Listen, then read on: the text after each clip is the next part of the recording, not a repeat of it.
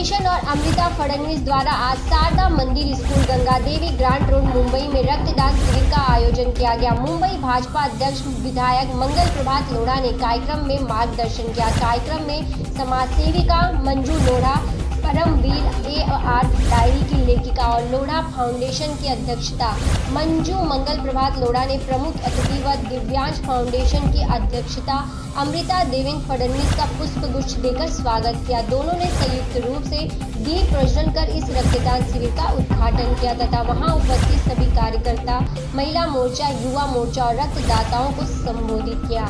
जैसे कि आपको ज्ञात है कि पिछले माह महाराष्ट्र सरकार के प्रतिपक्ष नेता व पूर्व मुख्यमंत्री देवेंद्र फडणवीस के वैश्विक महामारी कोरोना से संक्रमित हो गए थे। उनके जल्द स्वस्थ कामना को लेकर अनेक मुंबईकरों ने रक्तदान का संकल्प लिया था। उसी कड़ी में 12 दिसंबर को महाराष्ट्र के वरिष्ठ राजनेता व स्वयं गोपीनाथ मुंडे की जन्म जयंती पर इस अवसर पर संयुक्त रूप से दिव्यांग फाउंडेशन, विद्यार्थी प्रकोष्ठ मुंबई और दक्षिण मुंबई भारतीय जनता युवा मोर्चा द्वारा यह रक्तदान शिविर का आयोजन किया गया। महाराष्ट्र सरकार के प्रतिपक्ष नेता व पूर्व मुख्यमंत्री देवेंद्र फडणवीस की धर्मपत्नी अमृता फडणवीस ने स्वयं सबसे पहले रक्तदान किया और उपस्थित सभी लोगों से रक्तदान करने की अपील की।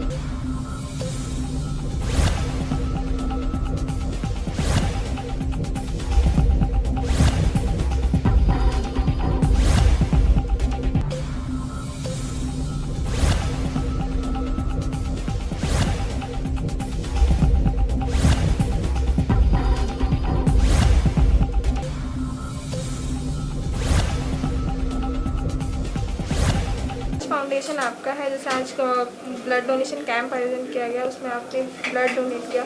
जो ब्लड डोनेट नहीं करते उनके बारे में आप क्या कहना चाहेंगे?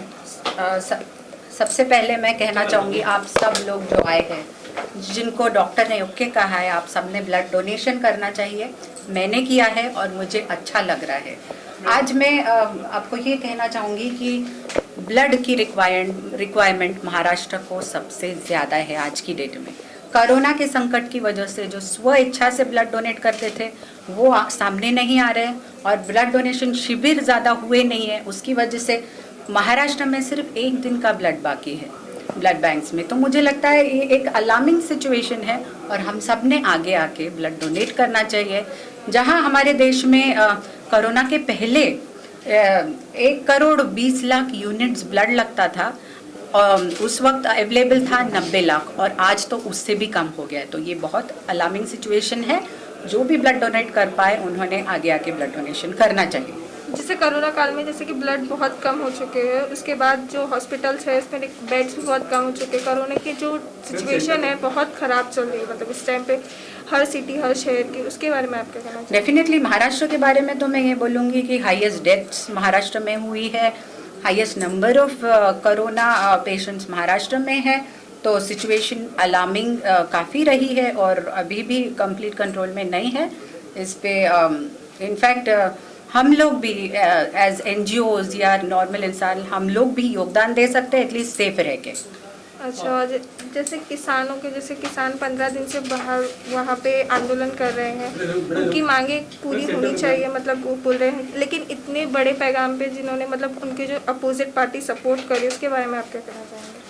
मुझे लगता है ये जो किसानों का बिल है ये बहुत सोच समझ के किसानों के हित में बनाया गया है। इससे किसानों के लिए मार्केट ओपन हो रहा है।